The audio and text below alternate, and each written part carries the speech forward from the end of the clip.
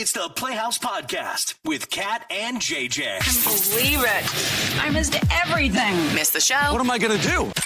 Check out the Daily Podcast. We've all had those bad parent moments, but have you ever tried to sell your baby for $1,000 and some beer? We didn't get to that point this morning, but we heard a lot of bad parent stories. They're coming up in a couple seconds. Here we go. I actually have two amazing stories that I laughed so hard about this weekend that I have to share with you, but you've got to pick whether you want to hear the wedding laugh story or the kicked out of a bar story. Let's do a kicked out of the bar. I feel like you have to do something pretty bad to get kicked out of a bar. So here's how this goes. My wife's father has been sober probably like a decade now. And needless to say, he was quite the partier back in the day. Yeah. So as Trish and I were back in our hometown this weekend, we stopped out to have a beer at this really, really small bar in Union Hill, Minnesota. Now, the reason we stopped there is it's only a couple of miles from Trish's parents' place where we were staying.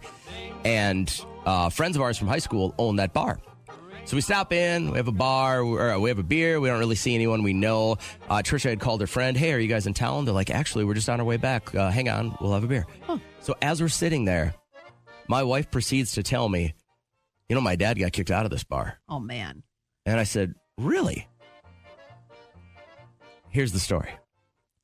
And is this what prompted the sober living? No, I think he really, really did it for his health and to spend more time with his grandkids and stuff like that, right? So, long time ago, my father-in-law was having a few cocktails at the Union Hill bar. Yeah. One thing leads to another. They ask him to leave. He goes, all right. Now, this was his spot. This was his bar. He could not only go have a couple of beers there, but then he'd get a 12-pack or a case of beer and bring it home. So is this one of those scenarios where Lisa could call the bar and he would be there and they would just hand the phone to him? Likely. Okay. So they ask him to leave. He goes, fine. I don't need to be here anyways. He goes home and grabs a paper bag and cuts the holes out of the eyes of the paper bag, doesn't change his clothes, oh my drives God. back to the bar and sits down at the same bar stool. Incognito. They go, Terry, we asked you to leave. And he goes, puts his hand over his mouth and he goes, how do you know it's me? Oh my God. Isn't that one of the greatest bar stories you ever heard? Yes, and I feel like it has to be done again. To not change your clothes. He pulled up in the same truck right in front of the front window. Yeah. Everybody in the bar is like, Terry's back. He goes, how do you know it's me? Maybe he just thought it wasn't that serious. He's like, they're going to let me back. Who puts a paper bag over their head, though? Like, that is just old school genius. How do you know it? And they ended up letting him back in because they appreciated the humor. Can I share the wedding story with you real quick? Yeah, sure. So I officiate my cousin's wedding over the weekend, and everything goes splendid. And the wedding in, out, lickety split. Everybody's having a great time. We go to the reception, was at the Carver County Fairgrounds. So it was in Waconia, and it was in this pole shed, and everything was great. They had all sorts of, the food was amazing. And right before, actually after everybody ate is when they did the toast. So the father of the groom gets up, does a toast. The father of the bride comes up, gets a toast, says something, nice stuff to the kids. The maid of honor and the best man both say toast. They were hammered, so it made no sense. So everybody just kind of rolling their eyes. But here's how this wrapped up. As the maid of honor was finishing her toast, my cousin Jonathan, who was the groom, is sitting there listening to all the toasts, being pretty respectful. He's a good kid. And she hands him an envelope. Mm-hmm.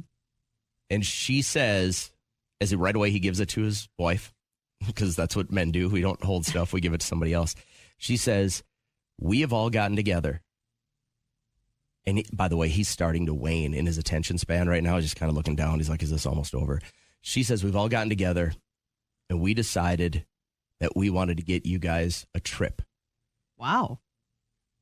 And you will leave tonight after the ceremony and you will go directly to your destination. And all of us are like, wow, that's amazing. That's amazing. And he's got a microphone sitting in front of him. Uh-huh. And she goes, "Where do you think you're going right after the ceremony?" And he leans in and he said, "Pound Town." Gross. The place The just groom? rolled. Oh, the my place God. just rolled. He goes, "Pound Town." Poor Susie just wants it to be a magical, beautiful That's the day. best. Oh my God. I had two heavy. I was So almost where were they going? nowhere. It was a joke. They were trying to pull one over on him because the sister, the sister of the bride, Yeah. thought it was really, really funny. He didn't even open the envelope. There's no trip. Yeah. He just knew. he jumped the gun and goes, "Pound Town." I was like, what? And then the Do best you think he did? is for sure. But the best is all the old people that are there, right? There's Yeah. grandmas, grandpas, aunts, Watch uncles. Pound Town. Yep, exactly. All of a sudden I hear this whisper across the building. What's Pound Town? That by Jordan. Where's Pound Town? Hit me with the free money. Got $1,000 up for grabs with our coulda, shoulda, woulda game. Jenny, congratulations. Caller number 10 is no small feat. What are you up to? Just driving to work. What does Jenny do for a living? I'm an accountant for Land O'Lakes. I gotcha. So you're okay with numbers. You're okay with making some good decisions. Is maybe this some where you want to be? association. I feel like the way you said it, you were like, accountant for Land O'Lakes. Well, it wasn't my first choice, but, it pays the bills, and I have a good team I work with. So Good. I like that. If you're happy at work and you can win a whole bunch of money on the radio on the way to work, then good gig, right? Absolutely. Let's go. Have you heard our game coulda, shoulda, woulda before? I have. Okay, pretty simple scenario. You're first going to choose to play with either Kat or myself, just based on, listening and who you think is going to give you the best chance at winning. So who do you want to roll with this morning, Jenny?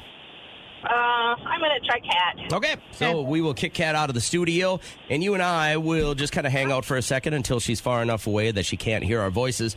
And once we start the game, basically what I'm going to do is I'm just going to give you a word, and you just tell me the very first word that pops into your brain. When Kat returns, we'll give her the same 5 words, and if she matches up your answers, you find yourself $1,000 richer. Any questions, Jenny? Nope, I'm good. Let's get after it then. Simple enough. I just need the first word that pops into your brain. When you hear the word door. Close. Okay. How about the first word you think of when you hear apple? Pie. And the first word you think of when you hear boss, like your boss.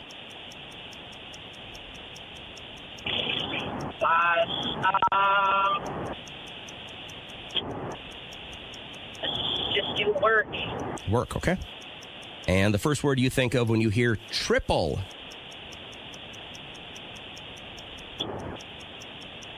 Triple. Free.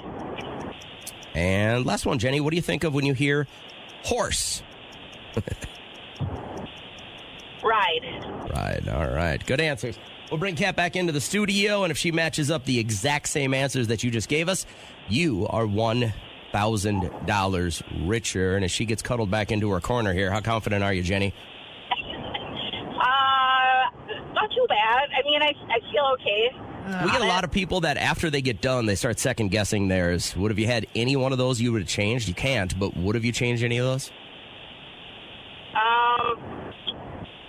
If I would have been playing with you, yes. Okay, fair enough. Right. She knows the room. I like that. Well, let's see how this pans out, Jenny. Kat's back in the studio. Let's go for $1,000. All right. Kat, what is the first word you think of when you hear the word door? Doorknob. Wait, no, I did. You were quick to press that. I was thinking out loud. Okay, then what would have you really Open. went with? You were quick to press that. I was not quick to press that. If you had to have a third answer, what would it be? Door knock. Knockers. Nice knockers. I don't know. She said close. Oh, my God. All And right. the dream is now over. Let's run this out real quick. What do you think of, Kat, when you hear apple? Apple. Orchard. Say apple pie? She did say apple Wonderful. pie. Yes. How about boss? Boss babe. Boss babe. Neither of them. No? Okay. Babe. She said work. All right. What's the first word you think of when you hear triple? Triple baseball. Triple double. She said 3. Triple sec. Oh. Yeah. That's the one I would have changed if it was JJ. I would have said triple play. Yeah. Oh, yeah, that's what I thought of. Okay. And last one, Kat. Let's go for 5 here. Sure. Really ruin her day. Yeah. What's the first word you think of when you Yeah. hear horse? Horse face. Was it horse? Would you say? She said Horseshoe? ride. Oh, horse ride. Right. Sure. Well, Jenny, I am of the opinion. I like yours better though, Kat. That All was a right. little bit Thank better. you. What a graceful loser. I love it. am of the opinion that if you're going to lose big and get 0 out of 5. Right. How far is Liam away from being a teenager? July. Do you find that he spends the majority of his time online in TikTok universe or YouTube universe? New YouTube for sure. YouTube shorts are his jam. And with the concussion, we've had to stop that like quick scrolling, for a few days. And I think he started a twitch, a tick, because he was missing it. So Does he have a favorite YouTube star? no, he used to, but now it's all sports. So he just watches that stuff. I'm going to rattle off some names of the top grossing YouTube stars. And since you've been living in this universe with a preteen, I only recognized a couple of these. Okay. So these are the people that are making the most money off YouTube. Rhett and Link. Nope. Logan Paul. I think we've Yeah. all heard of him, right? Jake Paul. We've Yep. all heard of him. Ryan, is it Kaji? 12-year-old kid, 38 million subscribers. He made $35 million last Don't talk year. anymore.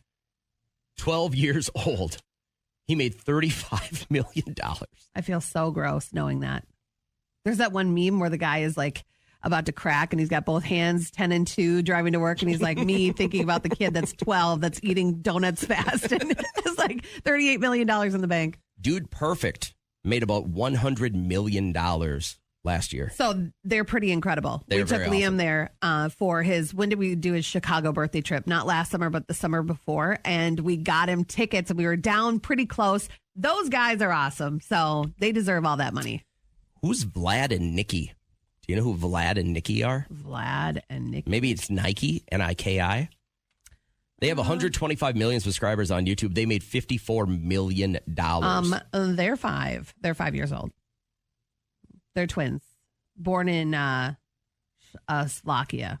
Oh, Slovakia. One of them. Oh, they're born in Moscow. So they're Russian. Yes. Wow. $54 million last year. Damn. You know who's number 1 still? Huh. Mr. Beast. Yeah. Mr. Beast. Fell for the chocolate. Don't fall for the chocolate. 317 million subscribers. He made about $82 million Yeah. last year. So I did pick up, even though it's literally Hershey's with a Mr. Beast wrapper on it, just to let you know. But I bought he has multi flavors for Liam's stocking. So I'm going to do that. But either way, it's Hershey's chocolate. Do not spend extra money on it. Those little kids out of Russia, though, isn't that bananas? They found something went super viral, and they made tens of millions of dollars last year. I hope their parents don't spend it all, They pay them in Fanta. Right, so is that what's going to happen here in the next 20 years? You're going to hear the Probably. sad stories of kids that became YouTube stars and their parents blew it all on Yes. strippers and coke. Oh. Love it. All right. Do you have some music to make the story? It should be perfect. All right. So this couple from Northwest Arkansas came out last week, and I had to wrap my mind around it a little bit. They are accused of attempting to sell their baby boy What's a baby For- go for nowadays? $1,000 and some beer. Now, So- what kind of beer? Let's hone in on this. Do they say specifically what kind No of beer? specifics. No, but they were intelligent enough to drop a clause. So this is what it said. I, Darian Urban, and Shailene Ehlers, we are signing over the rights to our son, Cody Nathaniel Martin.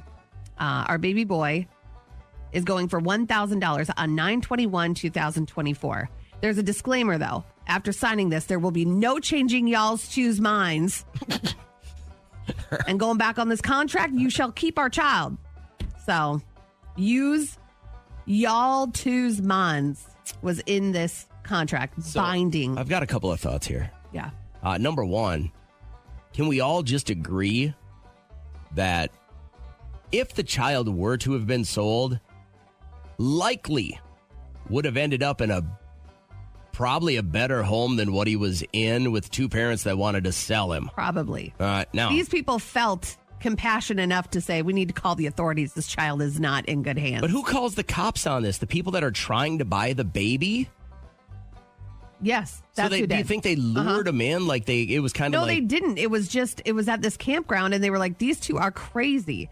And if they're like going as far as to sell their baby for $1,000 in beer, might as well be to us so we can take care blow of the this whistle child. on Yeah. it, make sure. I get it. Yeah. So they weren't really trying to buy the baby. They just realized that these people Yeah. were horrible parents and they needed the... I got it. They also noticed that this baby had massive rashes all over the butt, the genitals, not being taken care of, sitting in his own waste. Just drives me crazy. So makes everything I feel like I'm a bad parent for doing seem like I am in Like what, for a instance? Disney World. What makes you a horrible Okay, parent? so lately, as of late, brought him into the ER Thursday. And I felt like a bad parent for asking him if he was lying.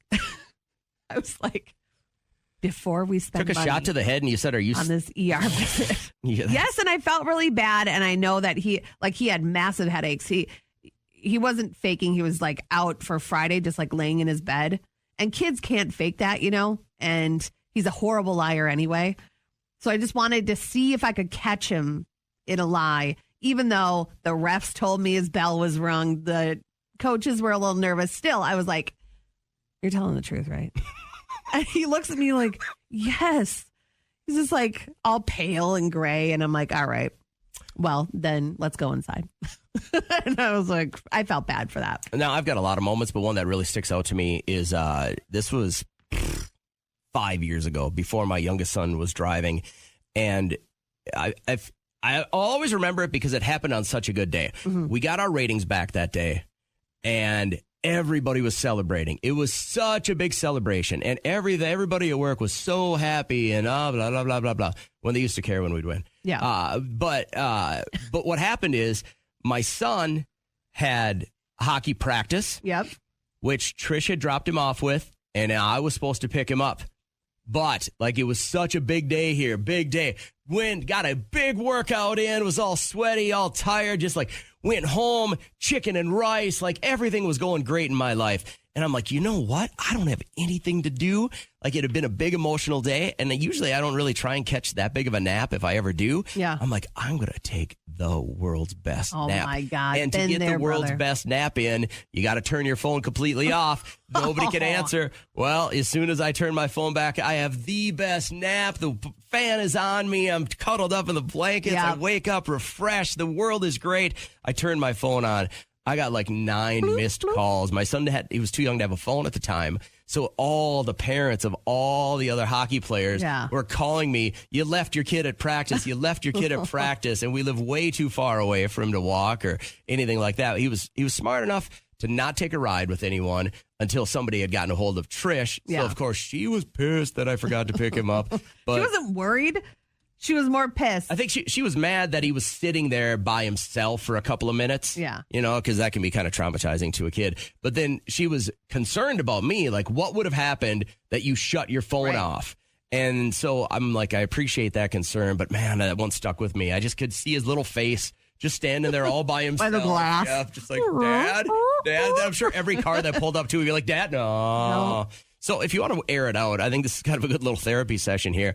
What was the last thing that you did? And it probably wasn't that bad. It probably wasn't as bad as selling a child, right? At a campground. You don't really want to call them trailer trash, because that term gets thrown around a lot. But if you're at a campground trying to sell your baby, it might fit. For a cool 1,000 and some beer. And thankfully, somebody that was at this campsite was like, these two should not have a child near them. And so, yeah, they drew up a clause. And my favorite line at the end of it is the disclaimer. After signing this, there will be no changing y'all two's minds and never to contact again. Don't come by us with our baby. I mean, these two, their photo is too much. It's reprehensible what they did, right? So I'm clearly not laughing at that. Right. And I think the outcome is the best. Just that the the baby verbiage. is now involved with the state. So we thought, all right, let's do a bad parent moment where you just kind of reflect and you're like, I'm not perfect, But Amy, I don't know if we're as bad as you are. Tell everybody what you did. I ran over my stepdaughter's dog. Oh, my God. And, easily done if you don't have a backup cam, and they'll dart anywhere. So what happened? Did it die? It died, yeah. Oh, And no. this was her best friend that she'd dress up, and she was a divorced dog when her parents got divorced. Oh, my So- God. How do you come back from something like that, Amy?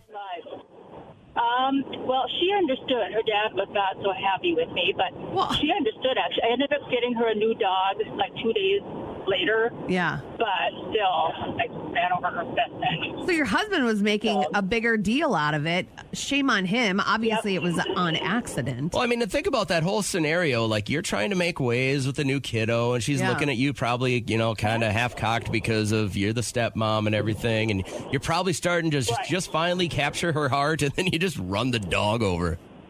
Then I run the dog over, and the dog had like 9 lives before that. She should have been dead, but she apparently didn't have a cat. So You just helped it along. All right, so you got a new dog, and that helped patch everything up, and now you're good to go? for the most part, yeah. All right, for the most part, you're the best. Thanks for your honesty. Have a good morning. You too. Take care. It's the Bad Parent Hotline this morning. Hi, Rory. How are you? Good. How are you? Good. Can you beat the dead dog story? Okay, obligatory. I'm not a parent of a child, but of 2 cats. Okay. Okay. And on Saturday, I was in a really big rush because I was going with my mom to a baby shower. And I was putting frozen food from my Instacart that had just been delivered into the freezer. Yeah. And because I was in such a hurry, I didn't see my one cat try to jump into the freezer after the frozen food. And I accidentally shut the door on the cat, and I felt so bad. How long was it in there? It was like maybe half a second, but Oh, I God. shut the door like, on her shoulder, and I felt so bad. So I picked her up and I gave her kisses, and I apologized profusely to the cat, Yeah. even though I know she can't really understand me. Yeah. But Well, at least cats are the worst, and now she has an even more of a reason to hate you and do bad things. Rory, are you a fan of The Office by chance? I've watched the show a couple of times as a kid, Well, but there's an I episode haven't where watched it recently. Dwight actually kills one of Angela's cats by throwing it in the freezer. And then he told her that the cat was dead, and then he threw the cat in the freezer so it wouldn't decompose. But then she started looking a little bit deeper into it and noticed that all the frozen vegetables had claw marks on them and stuff like that. That's immediately what I thought about. I mean, let's think about this. If it would have been the worst case scenario, and I'm glad your cat is all right, but how long, how much air is in a freezer? How long could a cat survive, do you think? Probably maybe 10 minutes, maybe. I don't Oh, my even God. I don't really know. I was putting that into my Google. I cannot have that in my Google search. There can't be. How long can you survive in a freezer? They got these little lungs, and it's a refrigerator top freezer, so there can't be that much air in there. That poor No. cat probably had 2 minutes. Yeah. I'm glad you got that. I'm glad No, you got it but- right away. My cat was in like a big, not like a chest freezer, but it looks like a fridge, but the entire thing is like a freezer. Oh, Yeah. sure. It's a stand-up. All right, we yeah, get it. whatever. Coming up at 7:30 Tuesday morning during our live show, we have a listener, and his wife started a Facebook page that I'm pretty sure the school district is going to have a monster problem with. You got to hear how this is going down at 7:30 Tuesday during the live show. Right now, let's finish up the podcast. Can you help me? Can you help me? Can you help me? Everybody! I'm actually excited to learn about this because until we got this text from Brian, I had never even heard this phrase before. Well, Did you know this was a thing? Certainly don't see you ever doing this. You're kind of I'll just figure out my emotions on my own in my car type of guy. But I think that knowing that certain things out there like this exist could help a lot of people. You never know. It's like those rage rooms, like some people need to get out their rage, and then they come out with all of us citizens, and they're good people. All right, with all this said, Brian, tell everybody what's going on here, man. My sisters, God love them, they have got into these emotional showers. I don't know if you've heard about this. They listen, we all have hard lives. We've all come up with some trauma. You know, I feel like they have just kind of, you know, taken this to a whole new level. They want me to go to this spa and get in this shower and cry my heart out and trauma dump. And I honestly, I'm just totally weirded out by it. I mean, my life was hard, but I don't feel like I need to go get in a shower and cry. You know, it just feels kind of overwhelming. Everyone deals with like childhood or things that happen to them in different ways. And do you feel like the pressure to go just to go? Do you feel like it would do any harm in going? Well, I mean, I want to validate them and their feelings, right? They're my sisters. I love them, but I just I don't know how to tell them. It makes me feel very uncomfortable. Well, that's very nice of you for wanting to go. I would do some self-reflecting. Like, would it be a big deal to go? And they're not going to be in there with you, so you could like pretend that you cried. You know, maybe you're just taking a really nice thermal shower. Yeah, I guess I could play it off. You know, like do a little bit of theater there for it. You're a better man than me because there's no way you could ever get me to do something like this. See, I would so bite the bullet for this. I would do it. Oh, do you have sisters? You know what I mean? If you got sisters, you kind of understand doing things like this sometimes. I do, and I wouldn't. I mean, there's just no. You're a good guy. There's no way I could be talked into doing something like this. So go on with your bad self, I guess. Bingo! How fun! Last week, someone lost an eye at bingo. Bingo. Bingo what bingo? Bingo! Bingo! All right, listener bingo works like this. Kat and I are each looking for something really specific from you as a listener, but only the first person that calls that fits one of the following two criteria gets through on the radio. So, for instance, Kat's looking for anyone listening who... Now, this would be terrifying. Had a stalker at some point in your life. Your head was always on a swivel. Imagine going out on a blind date, but only one of you is blind. I saw you at your workplace before. No way! Are we working in the same company? No, I don't work there. What were you doing in the office then? I asked my friend to find out where you work from your Instagram. How did you get through security? You need a badge to get in. I had to get to know your entire department before finally getting to you. Wow. Why are you stalking me at my workplace? I needed to make sure that my future husband wasn't a serial killer. All right. So if girls do it, we talked about this before. If girls do it, it's recon. If guys do it, it's criminal. creepy. Yeah. So you had a stalker, something happened in your life, and that would just be so scary. I'm going to go looking for anyone listening who has been married a long time but never worn a wedding ring.